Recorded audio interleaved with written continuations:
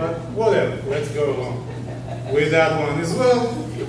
And again, I open the text, the book of Esther, chapter 9, verse 22. And what do we see there? I see Mordechai, the Jewish, ordering the Jews, לקיים עליהם להיות עושים את יום 14 לחודש אדר ואת יום 15 בו בכל שנה ושנה, בימים אשר נחו בהם היהודים מאויביהם, והחודש אשר נהפך להם מיגון לשמחה, ומעבר ליום טוב, לעשות אותם ימי משתה ושמחה, ומשלוח מנות איש לרעהו, in the original holy language. In other words, to those of you who weren't following, Mordechai, the Jewish, commands the Jewish people each year, each month, on the 14th and 15th of the month of Adar, to have those days as days of great feasts, and joy, and sending of food delights to one another. Food delights. Enough said. Okay, finally, the living constitution, justice for all.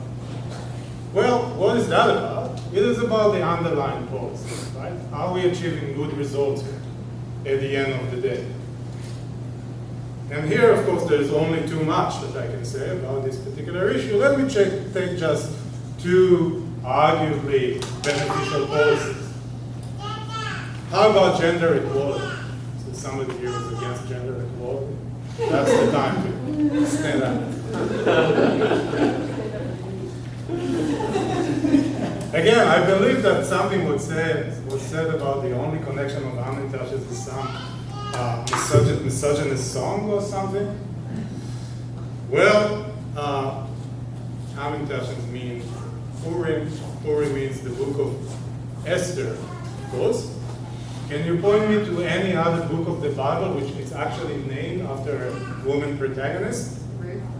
Yes, of course you can.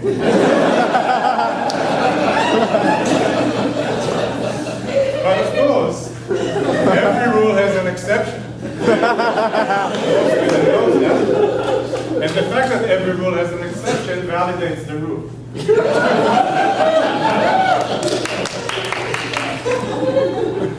Hence the book of Esther. Enough said about that. Well, there's also that minor issue with Vashti, of course, in the book of Esther. Vashti, unfortunate former queen who, according to the Midrash anyway, refused to dance naked before the king and his friends and lost her head for that. But as I'm sure you also know, Vashti went on to be a feminist icon later on. So all's well that ends well. Losing of the head notwithstanding. So that's one rather beneficial policy. The other one is, of course, fun, right? What could be better than a policy of fun? And here I dare you again, Hamentashen means Purim. Show me another holiday where it is actually a great mitzvah to get drunk. Putting aside pagan holidays. So that's one thing.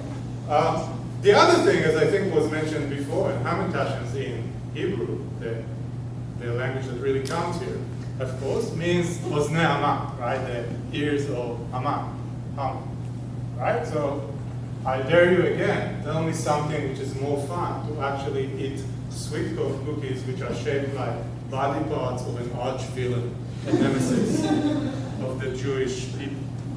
It goes great with beer. In case you had any doubts.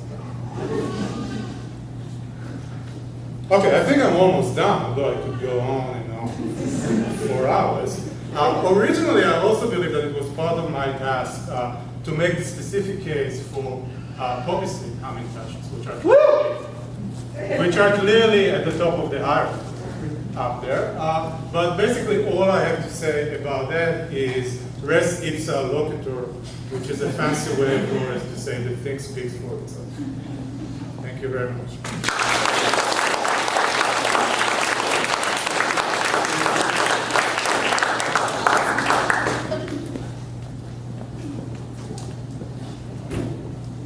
Shots have been fired. Who wants to be first? forced to destroy one of the other speakers' argument. Anyone? I have a problem with the Troy interpretation. I mean, Podium. well, if the Hamentashen is a talisman, I mean, I've never heard of something that rots being a talisman. I mean, after a while, the whole idea is that you carry with you and brings good luck, and so I believe the Hamentashen wouldn't, after a while, would start smelling bad, turn green, and not be a good. So I was skeptical about that aspect. Well, that's quite easy to rebut on several counts. First, they're sacred concepts, so clearly the normal rules of physics don't apply. Second, as the example of the round Hamentashen that I showed there, which is a specimen of the book that indicates they have remarkable staying power. The fact that we don't have the triangular ones is merely an incident of survival. And you know, running things are always talismanic. I mean, our own Ark of the Covenant is off somewhere in the Great Wall, presumably not quite as ship-shape as it was built. So I think both Jews and Gentiles can rest assured of the same power. Well, it seems to me, my colleague here can't have it both ways.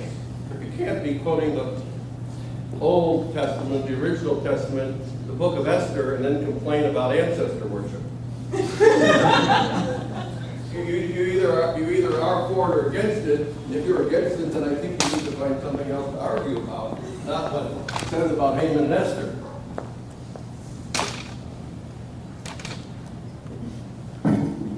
I'll just say 2 sentences about that. Your colleague right here was known to be associated in the past with legal academic schools known as critical legal studies.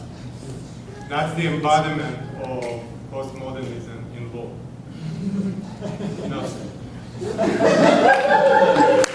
Your colleague right here next to you. Oh, you? Yes.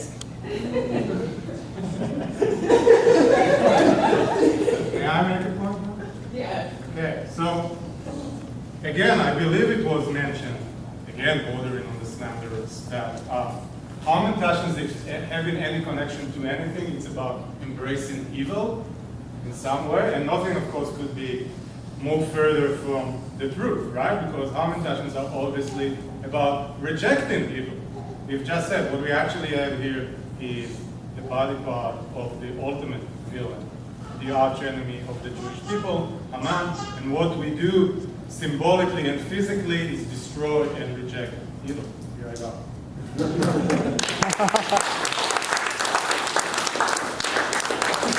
I beg to differ. You're ingesting evil. There's another biological stage that comes.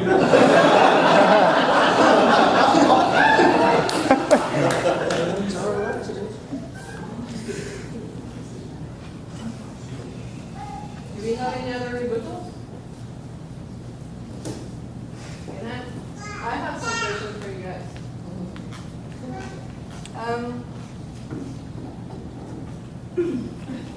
So you talked about ingesting some body part. I've heard about some other people ingesting body parts. Are you saying that ingesting the body of someone is like a religious act? Okay, let's try to be accurate. What I actually said, I was talking about the figurative ingesting of the symbol of the body part of villains. There's nothing much more, anything more fun than that. That's what we actually said. And in fact, the famous literary scholar, the Harvard literary scholar, Stephen Greenblatt, compellingly showed that the body of Christ, in fact, transubstantiates into a potato. Thank you.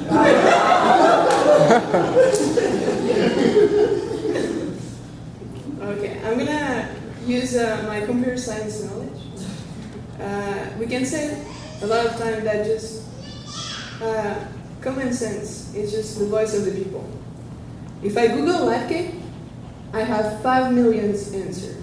If I Google Hamentashen, I have 100,000. Why do people love Latke better? How do you spell it? The way it's supposed to be spelled.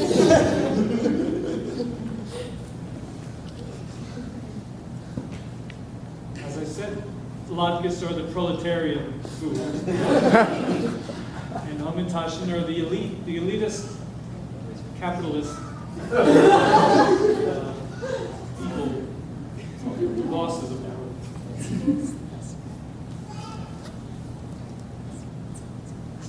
The most famous modern legal thinker, recently deceased, Ronald Walkie, described rights and constitutional rights specifically as trumps. Rights as trumps against what? Against the tyranny of the majority. So think about Hamentashen as trumps against the tyranny of the majority. That was beautiful. I really like it. I'm going to open Yet, of course, the Maccabees rose up against the tyranny of majority. But more directly, the founders, the people involved in the Declaration of Independence, not only rose up against the tyranny of the majority, most of them died before they even got to the Constitution. And they pledged their life and their sacred honor. If you compare the signers of the Declaration, signers of the Constitution, I think there's about 6 who are the same. And what happened to the other 52?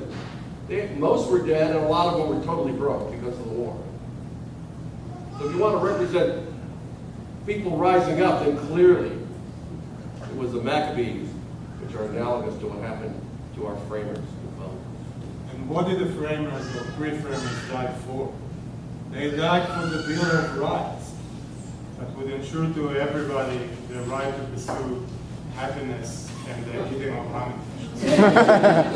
No, happiness. You didn't read the footnotes. Let me give you footnote 3 again. Never read the footnotes.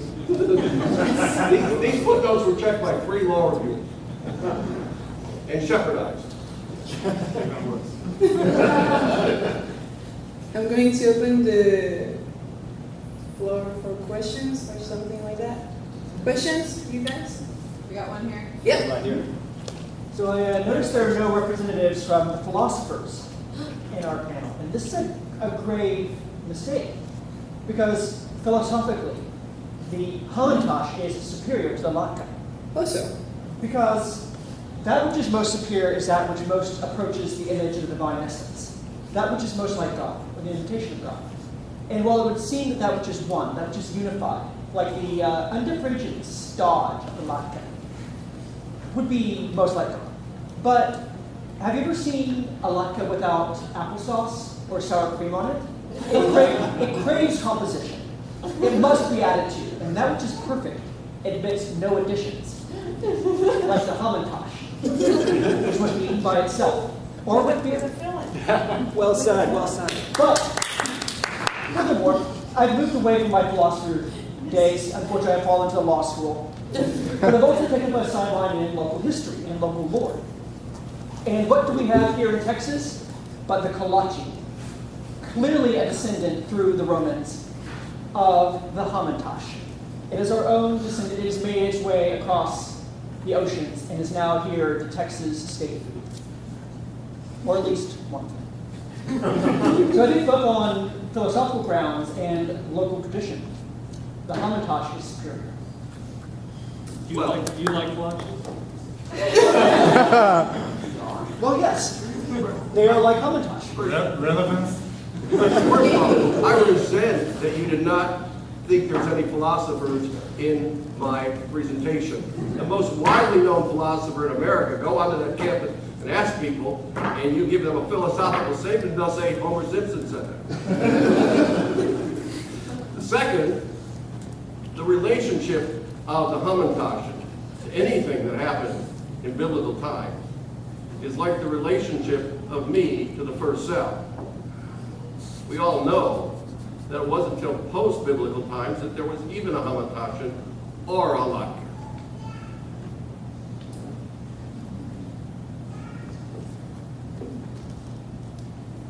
any other questions?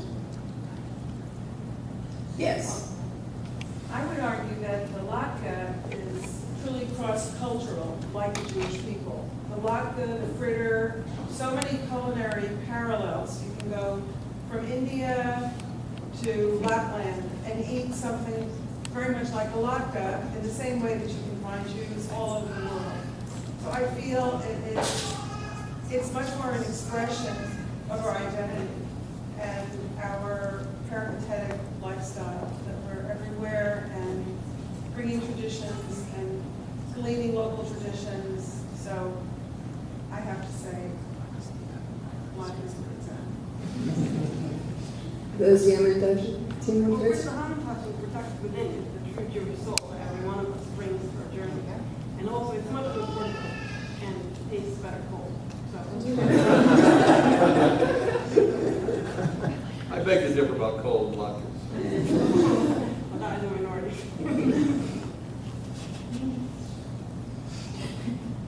There was a question here? Yeah. Professor Gottesman Sager. There have been accusations by the media that you were both seen sharing a Hamentashen after the U2 tower last week. And inside the source told me that it wasn't even kosher. Can you repeat the second one? They were kosher. I told it wasn't even kosher.